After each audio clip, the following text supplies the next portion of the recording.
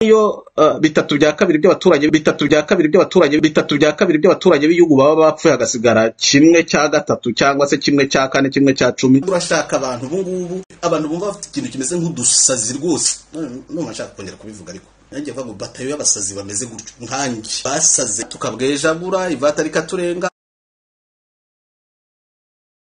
Frederic wa Kibungo yavuze ko ibintu bitashoboka, avuga yuko bazirika bagomba kuyirekana bayisenye. Kagame arabireka ariko akomeza kuritsira arisigarana mu mutwe. Iyo nzigo rero yarakomeje kugeza ubwo bamaze kwica abasenyeri n'abapadiri benshi, abiciwe za Rwesero, abiciwe za hehe, babonera mu episkopi ni kugize Focus wa Ruhengeri wiciwe muri Kongo cyangwa se ku mupaka yambuka cyangwa se agaruka n'abari abandi, ariko ntabwo byarangiye. FPR yakize ikintu kimeze nko gushaka gusenya Gatolika mu buryo buri strategique, bakoresheje ivugabutumwa ryo gushinga amadini.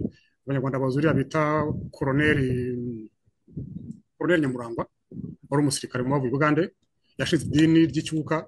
Murabona bariya Arisa Munezero Kabera Mignone, uriya Mignone buriya abantu benshi ntabwo bamuzi, buriya ni umujepe yabaye mu barinda Kagame, yabaye koza amahugurwa y'ibintu by'ubutasi, aza gushinga idini. Buriya Mignone buriya yagiye ni Burundi muri gitero cyo gukora ya kudeta ya Nkuziza yaje kuburiramo. Mignone ari Bujumbura. Ibyo byose ntabwo bivuga ariko tuba tubizi. Nanjye n'ubwa mbere numvise ko Mignone yari umusirikare. Buriya ni umujepe ukomeye cyane, bano yeze gutasi. Urabona uriya Apotre Gitwaza Paul, Gitwaza n'umunyamurenge, ariko buriya Apotre Gitwaza yafite amateka akomeye cyane y'ububandi n'ubujura n'ubwicanyi, kuko mu gitero Kagame yakoreye i Bujumbura muri 1993 cyo kwica Perezida Ndadaye, Apotre Gitwaza yari mu bantu bateguye icyo gitero, yari Bujumbura Gitwaza. Ayo yose n'amakuru tuba dufite, abaturage baba batazi bakirirwa basimbuka ngo bari imbere ya Apotre, imbere y'umushumba. Urabona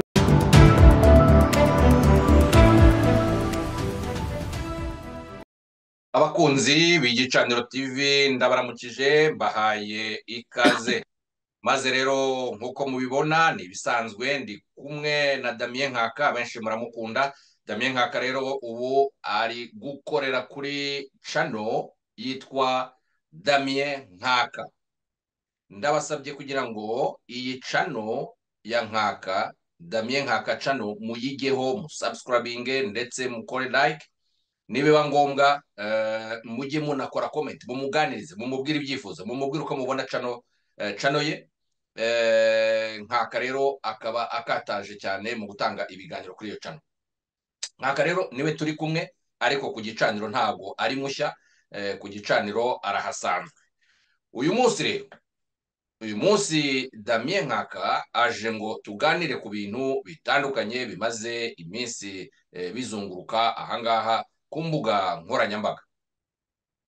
Abasetsi rero ni mwisekere, kubera ko umugabo Nahimana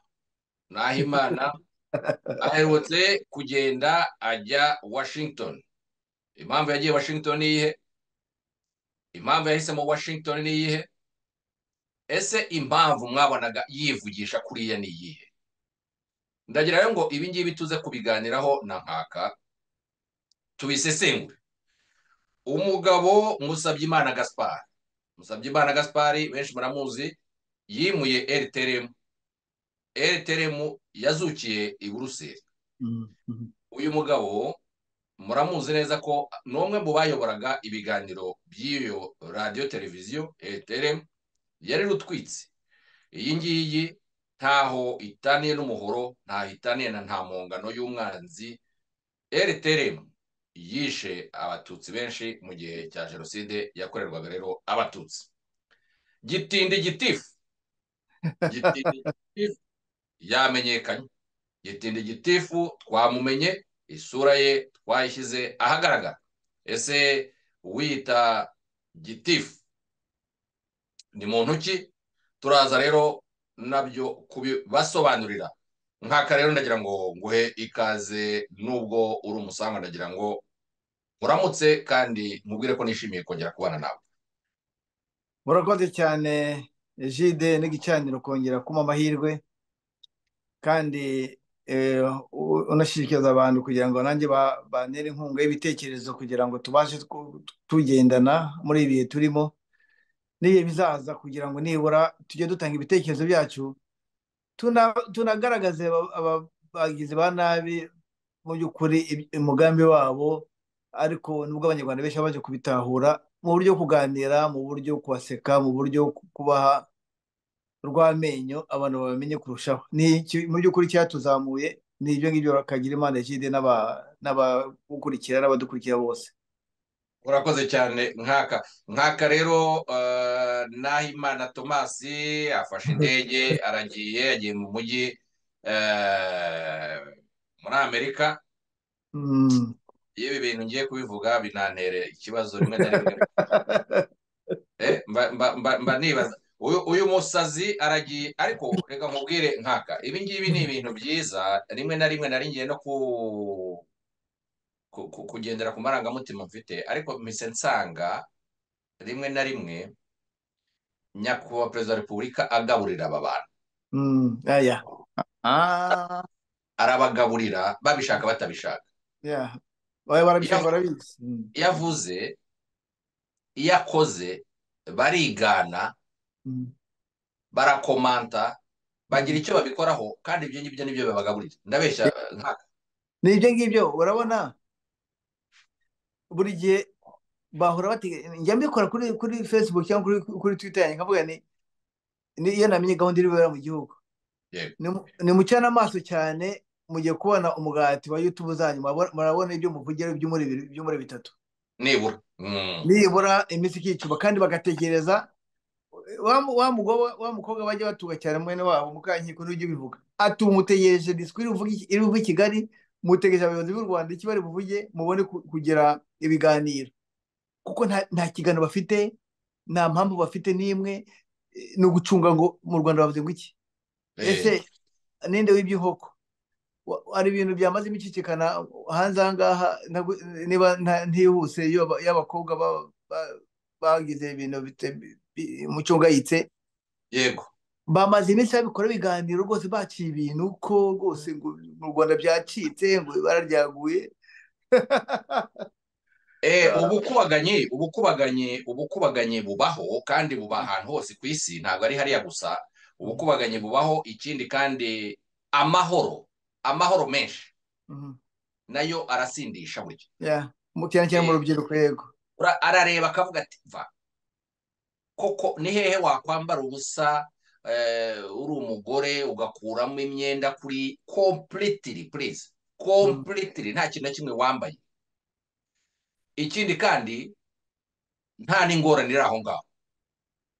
noneho ugasirikira ukicara ku bagabo, ukaryama aho ngaho, ugakora ibyo ushaka byose, ntihagire ugutinyuka ngo aragukozeho urwara.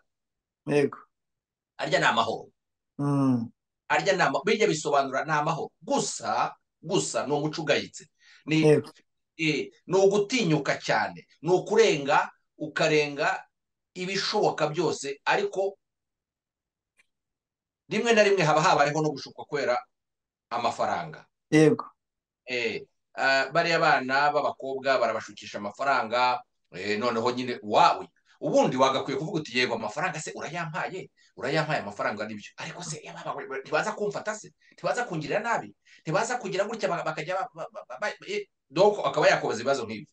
ariko kuko amahoro ahari, aravuga ati amafaranga uyampereze nkwereke, utwenda ahita duterera hanze, noneho akinjira. iyo ari iya mbere rero n'ejo aza kurya ayandi.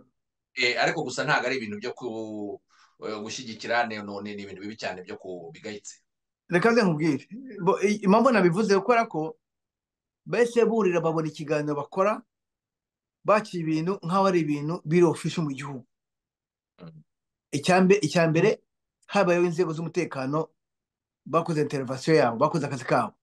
ako kanya 22 bahise babafata.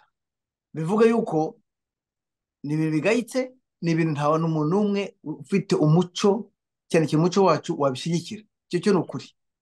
ariko abo ngabo babona ibyo bavuga bakabyuriraho nk'aho ari ibintu leta yagize ibishyigikira ntabwo ari byo, kandi aho baba aho hanze aho ngaho baba mu Bubiligi baba muri Amerika ho babona ibirenze ibyo ngibyo.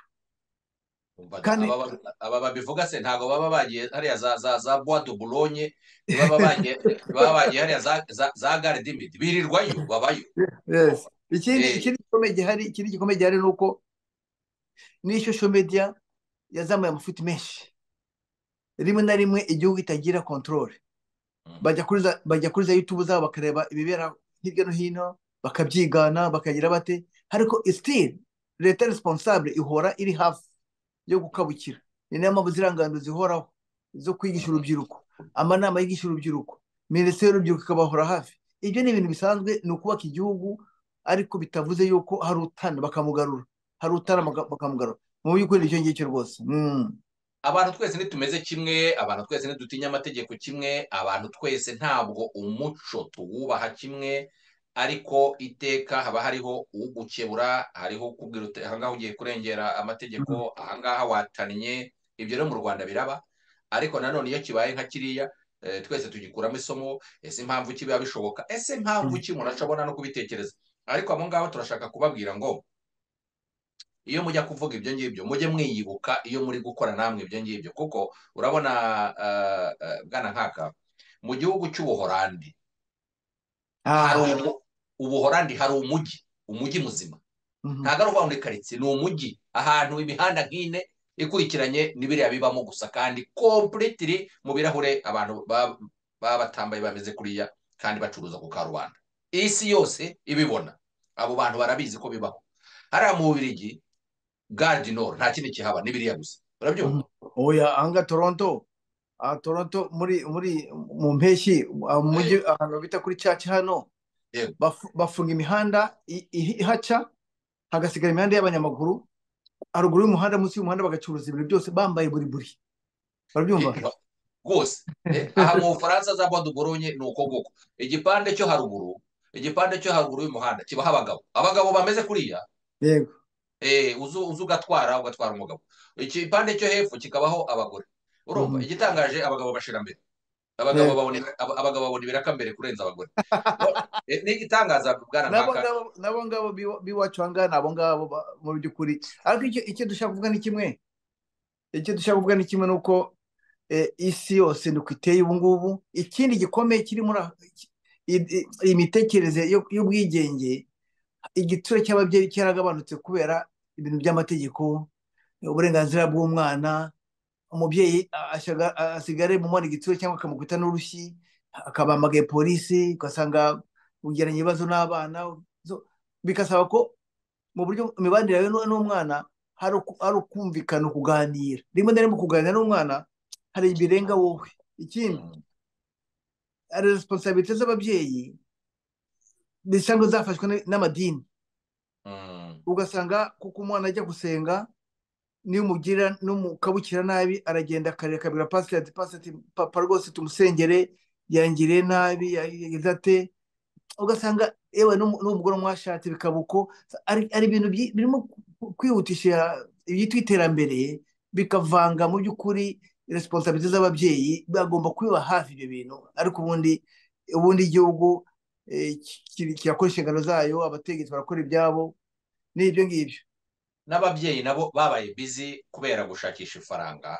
Yego, bari busy cyane, barakora amasaha menshi, barakora ibintu binyuranye, barajya muri business, ugasanga na nyuma yari iminsi y'amasaha y'akazi aracyashakisha hirya no hino.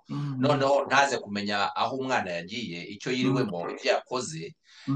Ndetse abana nabo bakaba baprofita. Buriya ntabwo twatinya kuvuga ko nka mbene bariya abana b'abakobwa aba yamubwiye ati se, ati wamenye ko mugenzi wanjye kanaka azarongorwa ejo, ati none ati ngiye kujyayo tube turi kumwe, ati hanyuma ati tugiye kumusezeraho n'iki byose. Umubyeyi ntamubaza ati ni umwana wo kwande, ntamubaza ati se batuye hehe, ntamubaza ikintu na kimwe. Arabwira ngo yo ngaho genda ujye kureba mugenzi wawe.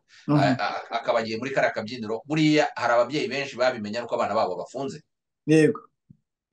Ibyo rero byari kuvuga icyo abantu bavuze kuri kiriya gikorwa kigayitse mu by'ukuri, ariko bitwaza rero bashaka kubigira nk'aho ari ikintu cy'ihame mu gihugu cy'u Rwanda.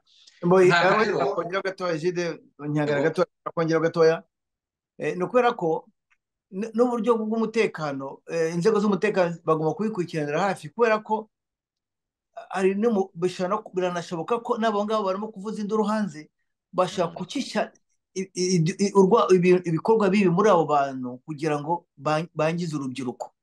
Niyo mpamvu dusaba urubyiruko kubyitondera ibyo bintu, ntibatwarwe n'iraha ritabafitiye akamaro, ahubwo barebe kuri fitire yabo.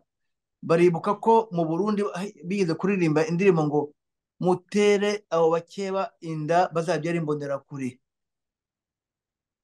Biravuga ikirere, biravuga ko ni ukubangiza babyara umwana mubi nkabo uko ibyo akora bibi. So ntawamenya ko kuduroga abana b'abakobwa bangana kuriya ntabwo tuzi ari kunezerwa gusa bisanzwe kubarengesha, cyangwa se hari undi mugambi mubi ubiri inyuma. Niyo mpamvu inzego z'umutekano zigomba kubikurikirana, natwe tukabwira urubyiruko yuko bagomba kuba maso.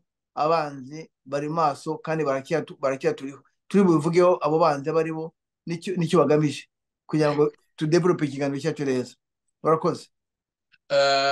Ikindi kintu turimo tuvuga twanavuze mbere dutangira ni Nahimana kuba yaragiye rero muri Leta Zunze Ubumwe za Amerika, icyo yise ngo ni convention. Bwana Nkaka, hariya abantu warabikurikiranye, twabonye imivugire ye, twabonye ibyo yashakaga kugeraho, twabonye mbese n'impamvu yahisemo uriya mujyi yabikoreyemo. Nkaka, wowe mu ishusho yawe uko wabipikarinze, uko wabikuruye biriya bintu, noneho Nahimana hejuru yo kwiba abanyarwanda, ariko hejuru yo kwiba abanyarwanda kuko biriya bintu kugira ngo abigereho ni inkunga z'abanyarwanda aba yibye, ni inkunga aba yabasabye ngo nibamuhe amafaranga.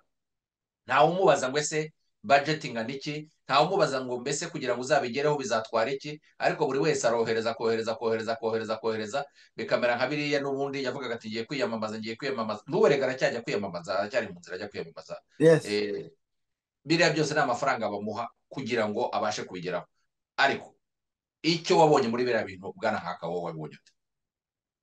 Reka nkubwire, mu minsi ishize Perezida wa Repubulika avuga ku byerekeye biriya by'amasengero, amatorero amwe n'amwe n'insengero zitubahirije ibisabwa, akanavuga yuko ngo ari n'abahanga bakavuga ngo umuntu ashobora kuguhingereka mu mitekerereze, ugasanga ubaye nkawe, umuntu akakuraho utwawe ukabyemera atakukozeho, kubera akarimi keza gusa ugakora umufuka ukamuhereza, akagenda kubaka amazu ye, akagira amaturo. Padiri Tomasi afite abantu yawingeritse ku buryo bamubona nk'Imana yabo, bamubona nk'umuntu baguye kumva ibyo avuga, akabacisha aha ejo akababwira ngo muze muhambe ababyeyi banyu kuri interinete, muze mbayeza pasiporo, muzari amafaranga tutegura urugamba, tugure igishura, babipfuye na Ntagara bari minisitiri w'intebe we.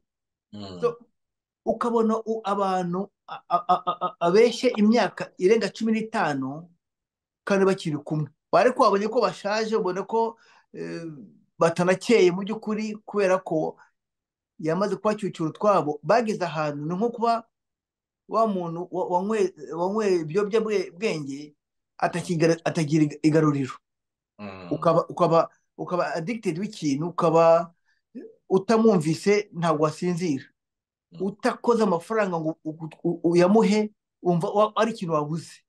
Na urwo rwego yabashyizemo. Ariko witegereze neza hanze ahangaha nawe ajya bivuga ko ariwe ukabivuga ariwe muhutu ukomeye wasigaye umurage wa Twagiramungu, ngo ni ukuvuga ngo opposition yose niwigenga, ngo umunsi azajya mu Rwanda bakamuha ibiganiro na leta y'u Rwanda niyo bazatumira, kuko niwe ugaragara, ni nawe ngo utuma niba tunamuvuga nk'uku nguku, iyo tumuvugiriza induru nk'iyi ngiyi niwe yabona ko tumushyigikiye. Urumva bisigiye. Cyakora hari igihe mushima uti gute rero, kuko yamaze kuhinjereka abantu, asa nkaho niwe batekerereza, ni nawe babwira ibyo bakora, ni nawe babwira ibyo bagomba gukora, ni nawe babwira ibyo bagomba gusora. Bityo bakaremera mu gatsiko kamwe ntibanyanyagire ngo turwane n'abantu benshi, ubu turwana n'agatsiko k'apadiri ari upadiri ukayobora, kandi ari nako agenda bakenesha bariya bantu uko bangana kuriya bamuri inyuma, niba baramutse batekereza ubwabo, buri wese agatekereza ku buryo butandukanye, twaba dufite abantu benshi turwana nabo. Ubu rero bose yabashyize mu gatebo kamwe, arabiba, arabanza arimo aragenda bakenesha, barakora bagakora bakamusorera, yego, wakirirwa yitemberera ababeshya ngo agiye kubakorera ibi ntabyo, ababwira ngo arabatekereza, buri wese akajya muri serivo ye, kandi nta kintu ari gutekereza, nta kintu, abashyira mu gatebo, arafunga, birarangira. Bararangira.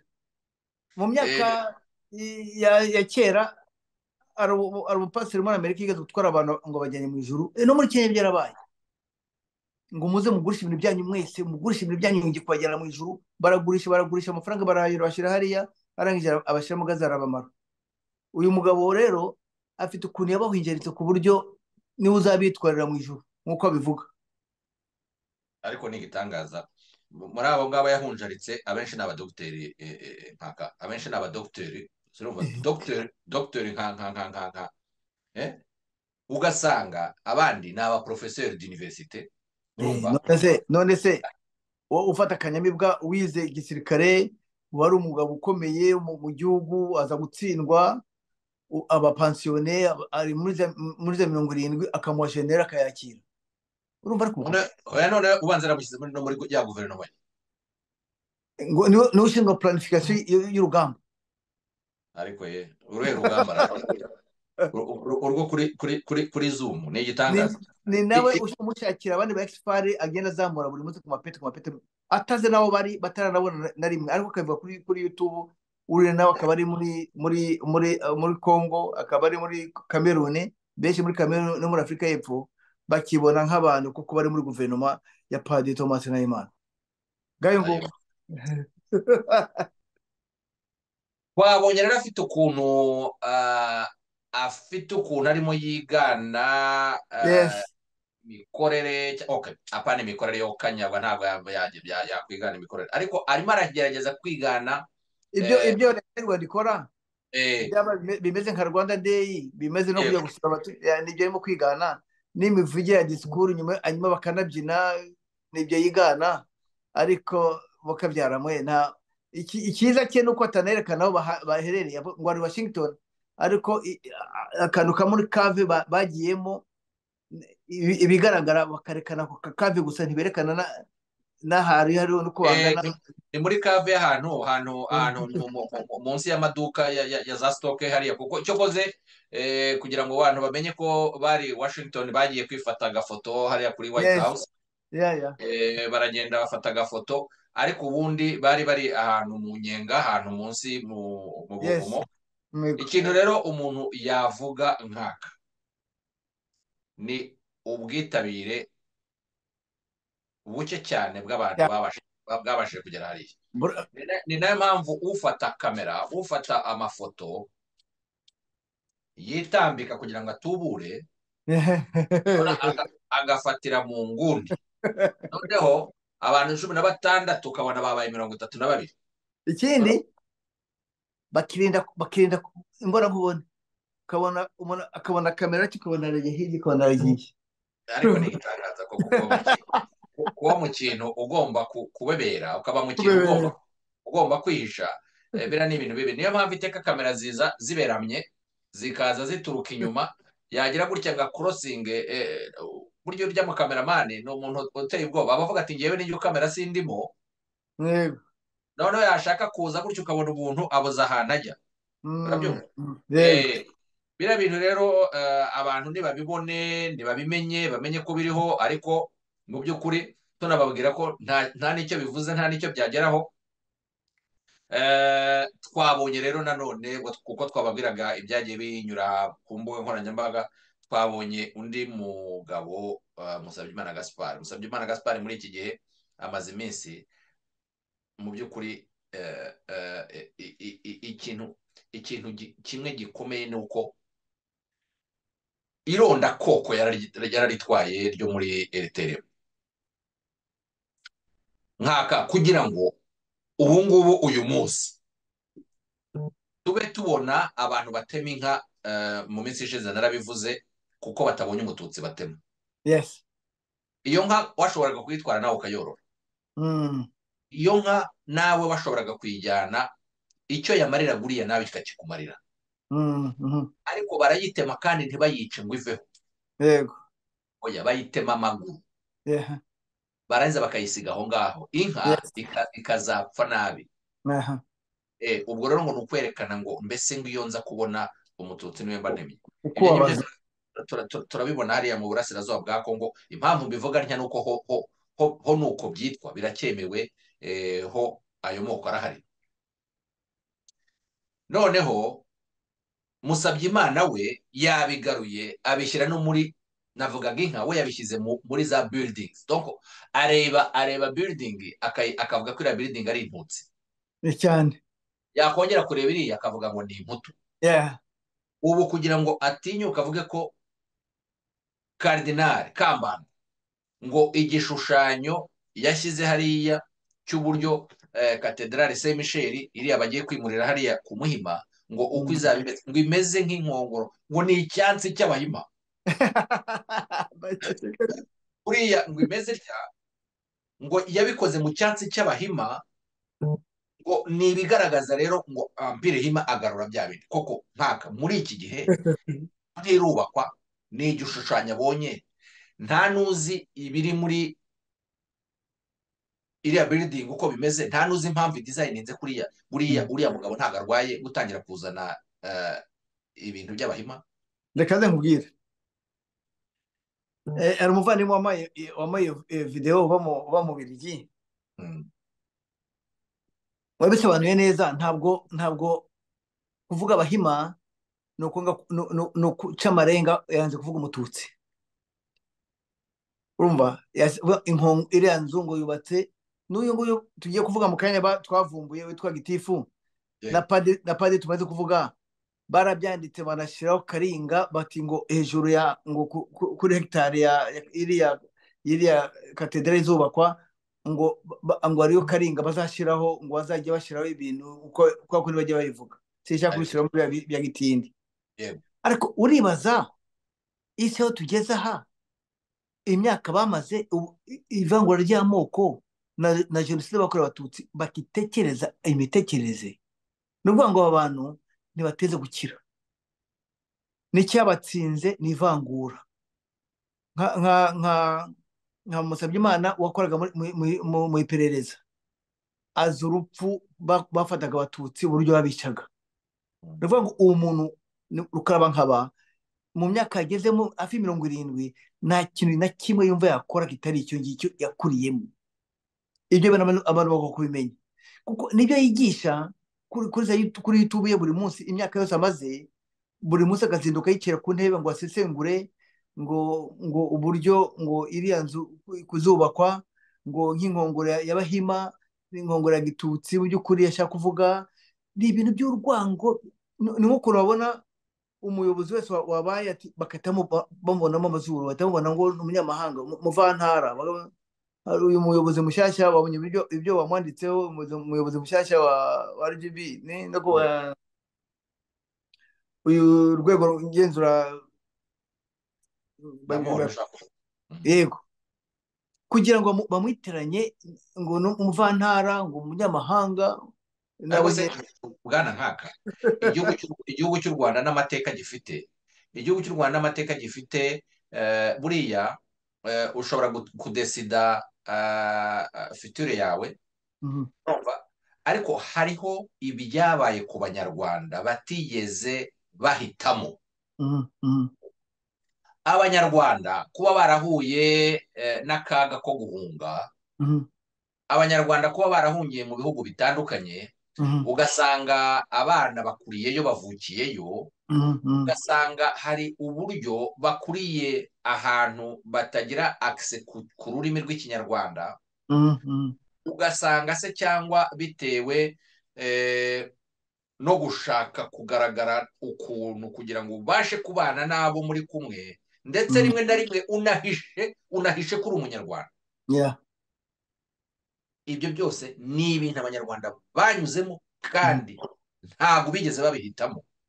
usibye n'ibyo uyu munsi kuba umuntu yaza bitewe n'amashuri yize, bitewe n'ukuntu yakuze, bitewe n'ishyaka afitiye gukora igihugu, ibyo rero ngo bize kuba ikibazo cyo kuba waba utavuga ikinyarwanda neza, uri umunyarwanda, ukaba ufite ubushobozi, ufite diplome zawe, ufite banakubonamo icyo kintu, noneho ngo bibe byaba intambamyi yo kuba utakorera igihugu, ngo ni uko hari icyo kibazo. Ingorane ni izihe?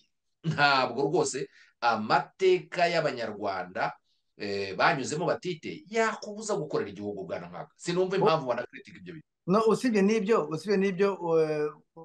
uriya mwana w'umukobwa nta nubwo yabaye hanze, yavukiye muri cya gihugu akuriramo, ahubwo yize ni dogiteri w'umwana mutoya ungana kuriya, uzi ubwenge, ufite uri determine gukora igihugu cye, ntabwo twitemo ibyo bavuga, ariko nari mbivuze kubera ko uretse uze komeza ako nari nkavuze iyo barimo bavuga icyo, kuko kenshi nicyo baba bashaka kwensiniwa. urumva nicyo baba bashaka kwensiniwa. Burya ibintu byose rega baba babizi, burya baba babizi, ariko abashaka gucomekamo ako kantu ngo abantu ariko baza kubyumva kandi ko rwanga. Nanjye mbivuze kugira ngo niyo byaba ari byo ubumve ko nta kibazo kibirimo. Ikomereze rero, ikomereze. Ikindi nibyo twatangiriye ko bacuruza inkuru, bacuruza ibihuha, bacuruza urwango, bacuruza urubwa. None se usibye n'ibyo ngibyo, n'umunyamahanga igihugu ikeneyeho ubuhanga bwe kugira ngo duteze imbere, ahabwa akazi, si umwe si babiri si batatu, n'ubu barahari. So ibyo byo na n'isoni biduteye, kubera ko n'abahanga igihugu cyari gifite barabishe. Bamwe muri bo nabo ngabo baricanye, barahunga, niryo pfuno bafite. Basaziye hanze aho ngaho banduranya nk'ibingibi tuvugaga Musabyimana uriya ibishuri yikoreye ntibyamubujije kwica abanyarwanda mu gihugu hariya. So rero ibyo bakora byose ni ibyo ngibyo, n'ishyari no kubona igihugu gitera imbere, kandi bifuza basize bashenye. Rero ni ipfunwe. Buriya igihugu iyo tuza kunanirwa kubaka igihugu, nta n'ubu ukivuga, kuko basize bagishenye, ariko twagikuye kuri zero tuyigeza ku gasongero mu rwego rw'isi. Rero kuba rugeze hariya bararubonamo u Rwanda kuko rukuriye abanyarwanda, batarufitemo uruhare, batarurimo. Iryo ni ipfunwe bazasazana, kandi nyuma ya Musabyimana na Padiri nta wundi uzagaruka uvuga nk'ibyo bavuga, ntawe. Bazajyana nabyo. Ibyo bintu uvuze uti u Rwanda rwavuye hasi ruri hejuru. Ejo hano hari indirimbo abana n'ab'iwanjye hano bari barimo baririmba. Ndabyumva, ndavuga ariko rwose bari barimo baririmba indirimbo bavuga bati u Rwanda ruri mu kirere. U Rwanda ruri mu kirere. Iyo ndirimbo urayizi? Ariko ntugire ubwoba, umudereva ni Paul. Ndayizi iyo ndirimbo. Iyo ndirimbo urayizi? Ndayizi. Nagiye kumva numva hano barayiteye rwose, barayiririmbye. Ariko ndavuga ariko Mana ishobora byose rwose, ndavuga numvishe ko noneho rero nkaka uyu muntu yageze rero naho atumira umuntu byitwa ko ngo ari umuntu w'inararibonye, yewe ubwo ngo yabonye umuntu atumira umuntu, araza aravuga ku karubanda, urumva? Avuga ko Apotre Mignone ari umushepe, sibyo? Yaraje aravuga ati urabona Apotre Mignone, uriya mudamu ni umuntu wese aramuzi, urumva? Atangira kujya mu iyobokamana, aramuzi rwose, ni umuntu ubimazemo igihe, yari na mutoya, urumva? Magingo aya uyu mugabo yaraje abwira Musabyimana Gaspard ko uriya muntu ari umujepe, bitari umujepe bya bindi bajyaga bavuga kera intambara ikirangira ko yaba yaravuye amafuti y'abantu. Oya, ngo ni umujepe, donc ni umuntu garde présidentielle, ngo kandi ngo wazobereye cyane mu bintu by'intuza by'ubutasi, ngo wazobereye mu bintu by'ubutasi, ngo buriya ni umusirikare rwose, ngo ni umusirikare, sinzi agomba kuba yanamuhaye na ranka. yavuze ngo ashobora kuba na koroneri. ngaho nawe nyumvira bwana nkaka koko afashe uriya mudamu w'abandi amugize umusirikare amushyize muri garde presidentielle ngo ni umujura republican guard rwose Yego. arangije ati inararibonye ku bintu byerekeranye n'ubutasi ubu se koko nk'umuntu uje agahimba ikinyoma nk'iki ngiki akagitura hariya none musabye imana ibyo ntabwo ari ubizi yishimye cyane avuga ngo mbese ngo ni scoop ngo nta muntu wari uzi icyo kintu ndaho ngo biramushimye yarakanuye amaso ubona ko kuko bamuhaye inkuru ikomeye undi nawe niba yabonye hari iyo nkuru musabye imana Gaspard yayifatiye mu kirere avuga tubanza nkoze ikintu gikomeye abarongera namubwiye ngo Gitwaza we ngo yari muri kudeta yandadaye. Yego. Ati Gitwaza yari muri kudeta yandadaye. Ati yatumye n'u Rwanda koko ntaka aba bantu ngo yabitumwa na Perezida Kagame Perezida Kagame ari ku rugamba akajya gukora kudeta yo mu Burundi. Reka mubwire bo bishe ndadaye, reka mubwire ikintu gishimishije ni kimwe kuko ibyo bahimba ibintu nk'ibi ngibi hari urubyiruko ruri mu gihugu ruzi minyone rumuzi mu myaka ye rutigeze mubona ibyo bintu bitabayeho babizi neza haba kuko ubona urusengero rwe rurimo abantu batandukanye mu rubyiruko mu bantu bangana nawe ngira ngo ntibarenga aho ngaho. Yego. harimo abamuruta gatoya kuko na nyina akunda kuba hariho n'abenda kungana na nyina ariko ni bake ubundi ni urungano rwe n'abatoya. Abo bantu nk'abo rero barabizi neza barabikurikirana neza bazi abo bantu ni abahamya b'ukuri noneho barushaho kubona ibi bintu n'urwango jide ibi ni urwango nta kindi kibiri inyuma ni urwango rw'ivangura ry'amoko no kubishyiramo Gitwaza bakareba abantu bafite population nyine bakurikira n'izina ryabo bamaze kubaka bakamuvuga kugira ngo nibura babakurikire. Gitwaza uyu ngo muri ya myaka yabandadaye yarakiye muri Kongo kandi ari mwana muto cyane urabona urungano rwe mu myaka 30 ishize ngira ngo nibwo kigira 50 cyangwa ntarayigira. Yes ashaka atarayigira ariko umuntu yabibara akabimenya nakibitwaye. So Perezida Kagame yabuze abarundi bakorana nawe kugira ngo bajye bakore ibintu byo muri Kongo byo mu Burundi ko twe dufite n'abakadari bakomeye twe dufite n'abanyamuryango bakomeye bari muri cya gihugu kugira ngo bajye gukorana n'umunyamurenge utaruzwi kirya gihe wari muri Kongo.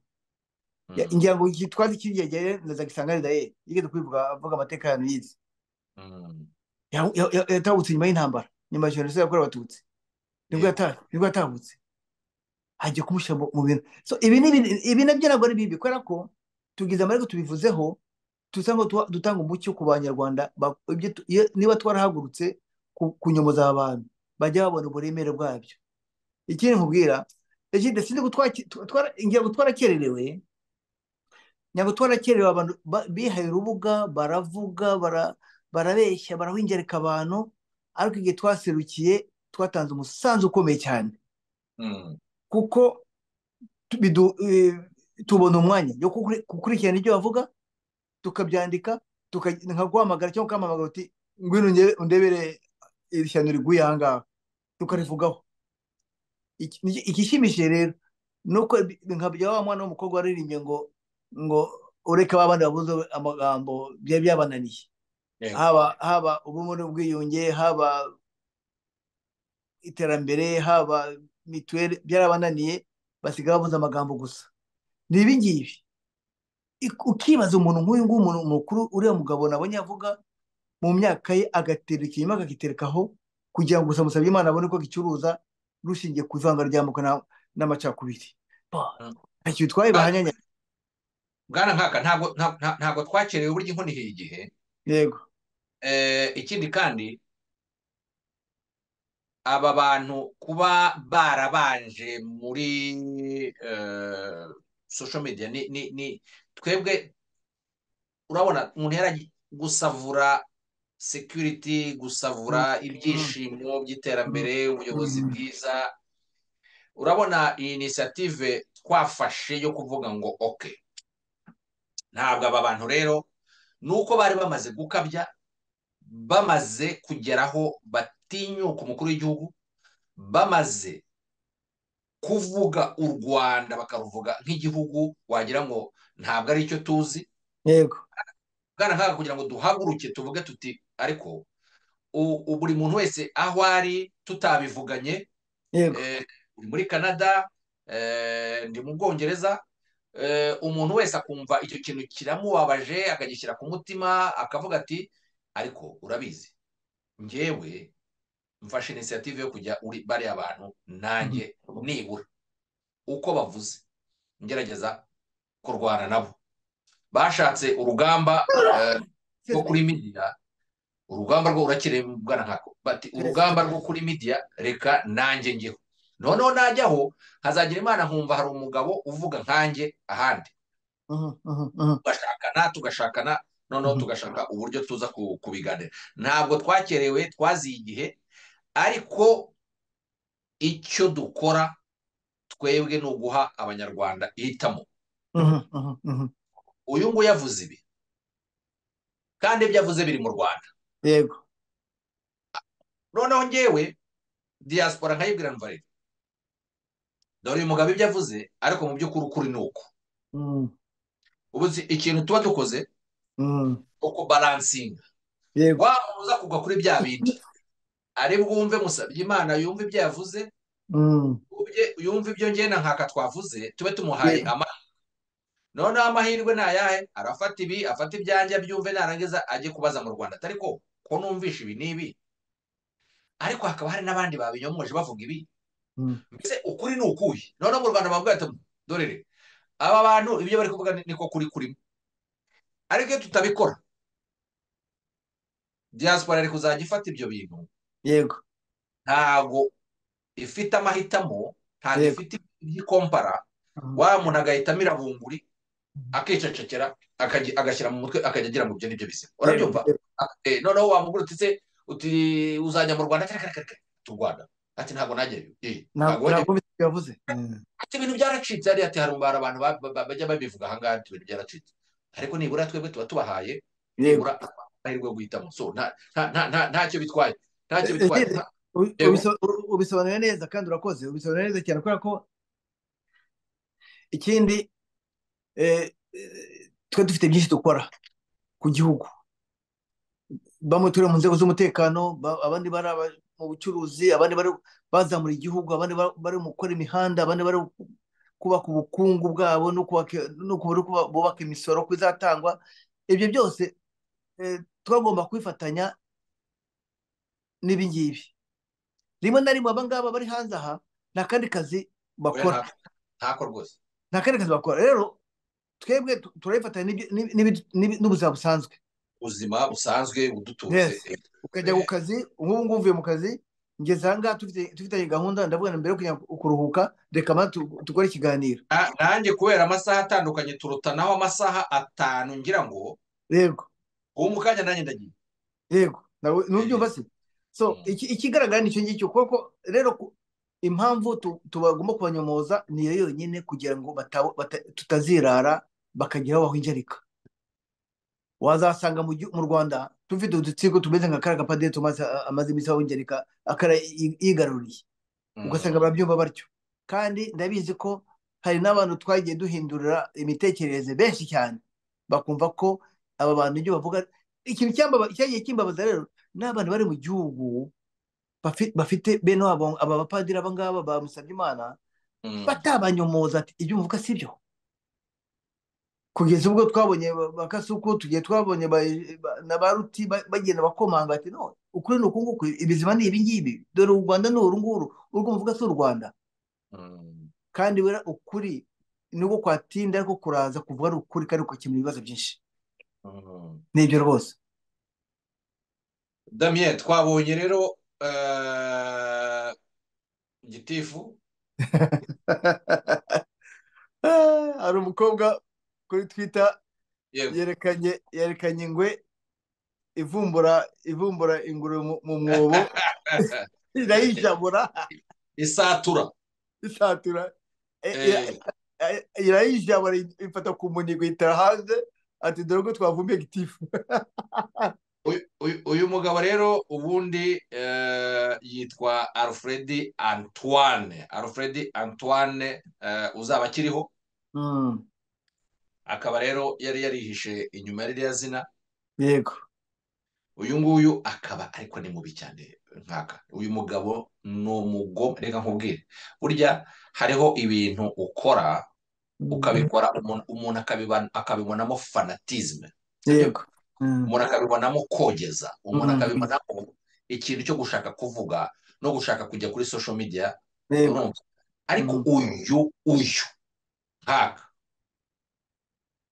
uyu ibintu akora birimo ubugome, urumva, birimo ubugome nkaka, birimo urwango, urumva, harimo, uzi ko usoma tweet urayisoma ukumva harimo hen, uzwi hen iza mu nyuguti cyane, ikaza mu nyuguti ukuri gusoma ibintu byose yashyizeho, ukumvamo ubugome, ukumva urwango, ukumva méchanceté, ukumva chagrin, ukumva ikintu gikomeye cyane kiri muri biriya bintu. Uyu we ni umugome ukomeye cyane. Ikindi kandi uyu muntu bavuga ko ari umuntu wize ibintu bya IT. Yego. Bavuga ko yize ibintu bya IT ndetse ari nabyo akora. Bityo rero akaba adafite iriya yonyine, akaba afite nyinshi. Yego. Ariko koko niyo urebye hari nyinshi nk'ebyiri eshatu usanga zigaragaza ubwo bugome. Ideoloji rimwe rwose ndakurahiye. Wowe rero nzi ko twanabiganiriyeho, twagize uburyo tubiganira ejo ku kagoroba, abantu twese twiteranye tugira ngo tubiganireho, ufite icyazi yakivuge. Watanze ibitekerezo byawe byinshi kuri space, n'abandi benshi, ndetse umuntu yanashimira cyane abantu bose baje hariya ngo tuganire. Nshimira na Godfather wagize igitekerezo, nawe nkaka, The Future TV n'abandi. Igitekerezo cyiza cyo kugira ngo duhure duhite tubiganiraho, hanyuma tunungurana ibitekerezo, ndetse n'uwaba afite icyazi akivuge. So nkaka rero haracyari benshi bo kuvumbura, haracyari benshi bo kumenya, haracyari benshi tukwiye gushyira hanze bafite ruriya rwango. Ubu ngubu kuba twashyize hanze isura ye, kuba abantu bose babashe kumenya uwo ari we, ubu nawe bizamutera ikibazo cyo kuvuga ati ubu noneho bagiye kujya bafata rwa rwango baruhuze n'umuntu. Ni ukuvuga ngo hazaca hose, kuko abantu bahise bavuga bati ayiwe, batetse n'uyu, bati uyu mugabo turamuzi, Matonge turamuzi, yicaye mu kabari turamuzi, muri za kafe, uyu muntu ntabwo twari tuzi ko ari uko ameze. So nibura ndakeka ko kuba twashyize umuntu hanze hari icyabivuyemo kizima. ntashobora guhinduka, kubera ko tubamenye ko na seru yakoze jenoside yakorewe abatutsi na nyina ngo akomoka za Cyangugu, bafunzwe mu gihe bafataga abantu bakoze jenoside. So urumva ko rero ni rwa rwango rw'amaraso kimukurikirana.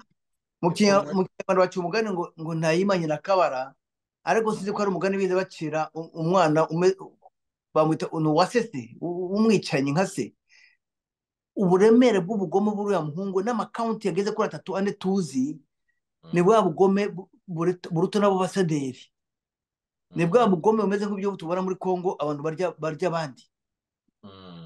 Nuba bwa bugome bwo mu rwego rwo hejuru. Cyakora icyiza cyabyo nuko urubyiruko rw'u Rwanda ndacyarushima cyane, kuko bamaze kubona ko abantu bari hanze aha, baba Musabyimana, aba ngaba, baba padiri, baba n'ogitifu, bamaze kubaka urwango, bamaze kubona ko nta kintu bifuza igihugu atari kibi. Kuko niyo batangiye bifuza ko u Rwanda nubwo padiri wenda ndazavuga akantu yavuze ngo nubwo hapfa 1/3 ariko ntacyo bitwaye, ariko bagapfa bagashira. Umuntu ugitekereza kuri iyo mvugo ndazavuga akawudiyo kabivuga ati nubwo hapfa 1/3 cy'abanyarwanda ntacyo babwira, ko bakafata ubutegetsi. So, ni ukuvuga ngo muri iki kimwe cya gatatu harimo na bene nyina, harimo n'ababyara be, harimo n'abana be bari mu gihugu hariya. N'umusabye Imana ni uku nguku, icyifuzo ni icyo ngicyo. So, abanyarwanda bunze ubumwe bari mu gihugu baba n'iyi miryango y'aba bantu bamaze kubona ko aba bantu atari abantu basanzwe bo kuba muri kiriya gihugu, kuko icyo barwifuriza ntibarukaraba nkabo, barwifuriza inabi. Niyo mpamvu rero abanyarwanda tuzahora turwanira ishyaka ry'igihugu cyacu tunze ubumwe, nicyo cyonyine kizatubeshaho. Kandi ikintu gishimishije cyane kurushaho ni uko duhora turi maso. Ibi ngibi biduha imbaraga zo guhora dutekereza urugamba, gutegura urugamba, kurengera igihugu, gutegura urubyiruko. Dore umwanzi ari hano, aracyari wa wundi. Niba ugiye no kubaka umudugudu, ku mudugudu wakubaka ukajya mu irondo umutekano, umenye ko umwanzi akiri ahandi, atari kuvuga ngo urananiwe, ngo ugize ubute, ngo wisinzirire. Oya, umwanzi aracyari wa wundi, kandi yaba mwene nyoko, yaba mwene wanyu uri hanze aha, aratekereza gutyo. Niba unamufite no mu gihugu utekereza atyo, ntukazuyaze, mutungira agatoki, ubwire inzego z'umutekano ati uyu muntu aba arabangamye, bityo buri wese abijije ry'undi, ejide ndebe, murebe, n'undi akurebe, kugira ngo dushobore kubaka igihugu cyacu dufatanyije. Nicyo kintu gikomeye cyane. Sinzi ko narondogoye, umbabarire. oya ntabwo warondogoye bwana nkaka, ntabwo urondogora. Ahubwo rero tujya ku musozo w'iki kiganiro, dusigaye duha abantu umwanya wo kugira ngo ibiganiro byacu babyumve, babikurikire, bagire umwanya wo gukora komenti, batubwire batanga turahuje, ahangaha ntabwo twemeranya, iki ngiki uvuze ni kizima, iki nanjye nari nkizi. Izo ni ibintu baba mushobora gukora hano muri komenti.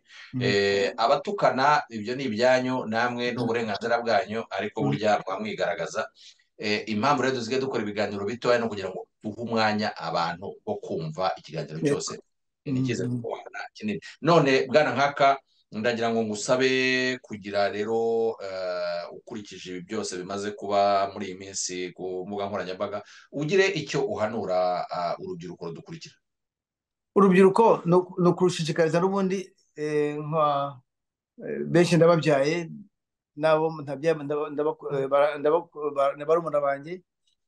Icyo nabifuriza ni kimwe, ni uguhoza ijisho ku gihugu cyabo, ni uguhoza ijisho ku banzi b'igihugu, ariko kandi bitwararika cyane ku bikorwa bibi bitabahesha agaciro, kuko iyo bagiye mu bintu bitabahesha agaciro, ntabwo ari abantu bazarwanira igihugu cyabo ejo, ntibazanamenye n'umwanzi ubatera aho azaturuka, kuko bibereye mu yindi si itareba igihugu. Ni ukuvuga ngo waba mu bintu by'ubusinzi, wajya mu bintu by'ibiyobyabwenge, ni no kubyitwa nabi cyane, kuko ibiyobyabwenge aba bantu bose bafite izo nzira bacamo bakakwangiriza fitire yawe. Wowe mwebwe urubyiruko rwacu, ko ari bwo tuzaraga iki gihugu cyacu, bizagenda gute nimuhugira mu bitatanga agaciro, mu bitubashye igihugu cyanyu aricyo cyacu dusangiye? Abayobozi benshi bazava hehe? Nubwo yaba ari umwe, nubwo ari babiri, ntawe dukwiye gutakaza. Niba iyo mvugo, iyo ijambo ryo nakoresha, nawe dukwiye gusiga inyuma, nawe dukwiye kurwaza. Tugomba gusindagizanya twese ku nyungu z'igihugu cyacu. Ni ikintu nababwira, kandi bari mu nzira nziza.